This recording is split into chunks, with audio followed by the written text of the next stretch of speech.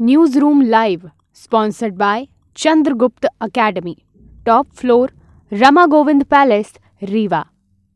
नमस्कार, विंध्या टाइम्स में आपका स्वागत और आपके साथ में आशुतोष तिवारी हाजिर है प्रदेश की 4 बड़ी खबरों के साथ। पहली खबर की बात करते हैं। अक्सर आप कोरोना को लेकर डरावनी खबर ही सुनते होंगे जिससे आम इंसान में भय का माहौल बनता हो, लेकिन कहीं ना कहीं कोरोना की जानकारी देना हर किसी के लिए इसलिए भी जरूरी हो जाता है क्योंकि सावधान रहने की जब जरूरत होती है। यही कारण है कि कोरोना की जानकारी आप तक पल पल की कोरोना की अपडेट जो है वो अक्सर कोविड-1 और कोविड-2 के दौरान भी पहुंचाई जाती थी, जिससे आप सजग हो जाएं और इसके अलावा तमाम उन नियमों का पालन करने लगे जिससे कोरोना की तीसरी लहर फिर दस्तक न देने पाए।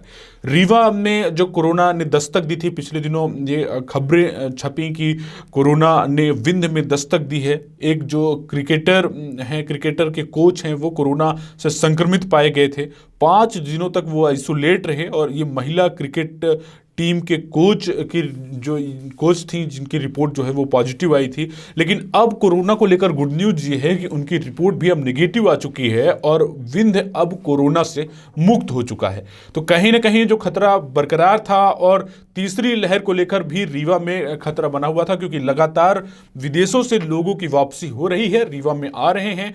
इस वजह से भी कहीं ना कहीं जो है वो खतरा बरकरार था और नए वेरिएंट ओमिक्रॉन को लेकर भी चिंता जताई जा रही थी, क्योंकि अभी तक जो है वो जांच के लिए जीनोम सीक्वेंसिंग से अगर जांच होनी है तो इसके लिए पूरे 10 दिन का समय लग जाना है, जिसकी वजह से जांच समय से न मिलने की वजह से कोरोना भी फैल सकता है। पिछले दिनों आपने देखा कि किस तरह से कलेक्टर एसपी सड़कों पर उतरे और उन्होंने मास्क लगाने की हिदायत दी, व्यापारियों से सोशल डिस्टेंसिंग को मेंटेन करने की हिदायत दी। तो कोरोना को लेकर जो रीवा से जुड़ी हुई जो गुड न्यूज ये है कि अब रीवा कोरोना मुक्त हो चुका है और जो एक कोरोना संक्रमित मरीज पिछले दिनों पाया गया था वो भी अब पूरी तरह से स्वस्थ हो चुका है और वो निगेटिव हो चुका है। अब बात करते हैं दूसरी बड़ी खबर की।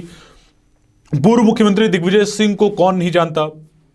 अक्सर वो विवादों में रहते हैं, उनकी बयानों को हमेशा जो है उनके बयान जो है सुर्खियों में रहते हैं। एक बार फिर उन्होंने बीजेपी और आरएसएस पर बड़ा हमला बोला है और उन्होंने कहा है कि वीर सावरकर ने किताब में यह लिखा है कि गोमांस खाने में कोई खराबी नहीं है। दिग्विजय सिंह के इस बयान से जो है सियासी उफान मचा हुआ है और बीजेपी और आरएसएस भी उन पर अब निशाना साधने लगी है। उन्होंने कहा है कि सावरकर ने यह भी लिखा है कि गाय ऐसा पशु है जो खुद के मल में लोट लेती है, वह कहां से हमारी माता हो सकती है। ये जो है ये पूर्व मुख्यमंत्री दिग्विजय सिंह ने कहा है और इस बयान के बाद जो है लगातार जो है कार्यकर्ताओं को उन्होंने, इससे पहले दिग्विजय सिंह ने कार्यकर्ताओं से कहा था कि जो गाली देता है उसको भी पुचकारो, जो आपका विरोधी है उसको भी कहो कि भाई क्या नाराजगी है बता, घर में बैठकर बात करो, काट छांट की बात मत करो, यह संगठन को मजबूत करना है तो गुस्सा पीकर चलो, अहम और अहंकार को घर में छोड़ दो, ऐसा उन्होंने कहा है। इसके अलावा स्वभाव को जो मैनेज करने की जो बात कही गई है और आरएसएस पर उन्होंने जिस तरह से निशाना साधा है कि हमारी लड़ाई और आरएसएस और उसकी विचारधारा से है, वहीं इसके पलटवार में भाजपा के एमएलए ने कहा है कि रामेश्वर शर्मा ने कहा है कि दिग्विजय के बयान पर उन्होंने कहा है कि वो राष्ट्रीय महापुरुष हैं जो हिंदुत्व के खिलाफ षड्यंत्र रचने में मेहनत करते हैं, कभी सावरकर जी के नाम से गलत टिप्पणी कोट करते हैं, कभी दूसरे महापुरुषों के नाम पर टिप्पणी करते हैं। वह मुसलमानों को उकसाना चाहते हैं कि अधिक से अधिक मुसलमान गोमाता की हत्या करें, ऐसा जो है पलटवार में कहा गया है। अब मौसम से जुड़ी हुई जानकारी आपको देते हैं। जो मौसम है, सोमवार से बारिश के आसार जो हैं वो जताए जा रहे हैं।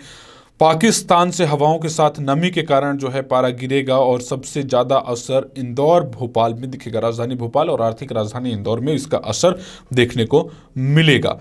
पचमढ़ी होशंगाबाद में सबसे ज़्यादा पारा चढ़े हैं। भोपाल दतिया में हल्की ठंड के साथ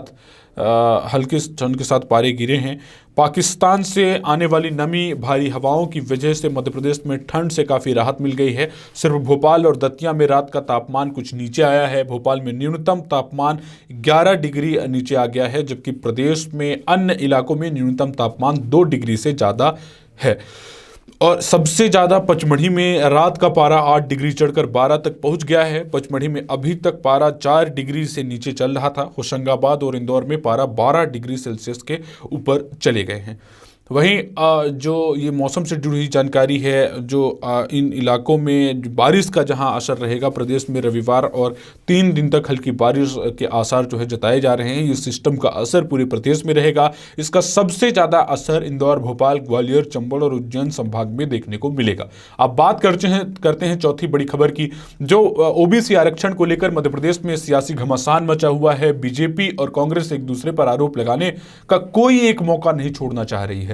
वहीं जिले स्तर पर विरोध प्रदर्शनों का दौर भी शुरू हो गया है। आज मुख्यमंत्री शिवराज सिंह चौहान के नाम संभागायुक्त को ज्ञापन सौंपा गया है। रीवा में कांग्रेस ने धरना प्रदर्शन किया है और ओबीसी आरक्षण के मामले में ये पेंच फंसे और ओबीसी आरक्षण ना हो इसलिए जो है इसलिए बीजेपी ने इस तरह से पूरा कार्यक्रम रचा था।